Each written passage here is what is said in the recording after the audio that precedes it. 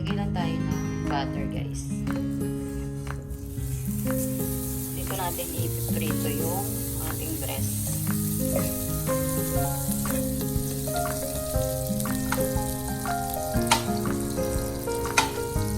So, ayan na guys. Nilagay ko na yung chicken breast natin. Here we go. Here we go. So, ayan na yung guys. Una kong na-prito breast. Ayan. Ayan. So, ready na yung ating chicken. Maglalagay lang tayo dito guys ng cheese sa ibabaw.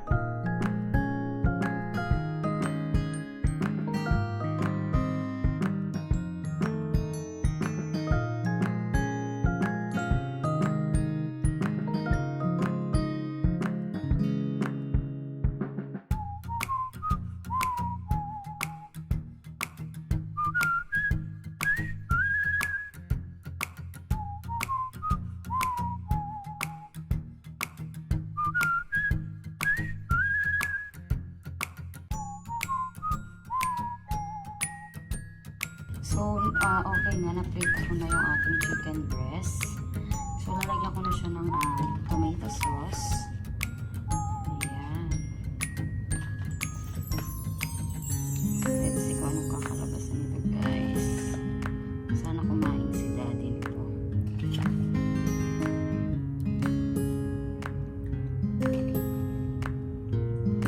So, nalagay ko na yung sauce.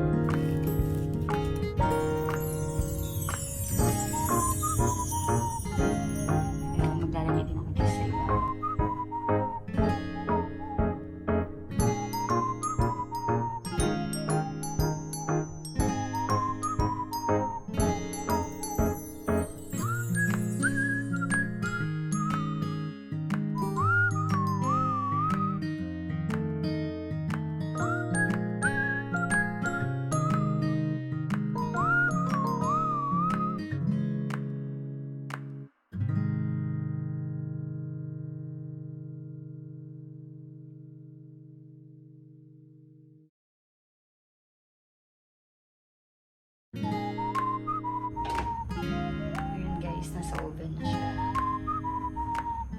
Ayan, orasan na natin 15 minutes.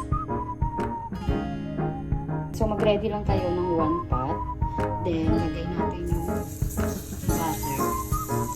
Paglagay ng butter, next na agad natin yung cauliflower. Yan, then lagay na natin yung cauliflower. Then after yung cauliflower, mag-ready na tayo ng mga 1/3 cup na yung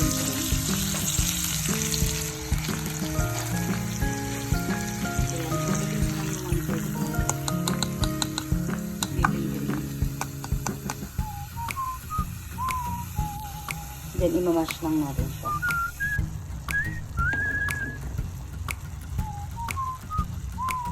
Pepper. Ayan, oops, nag-moist. Salt and pepper lang guys.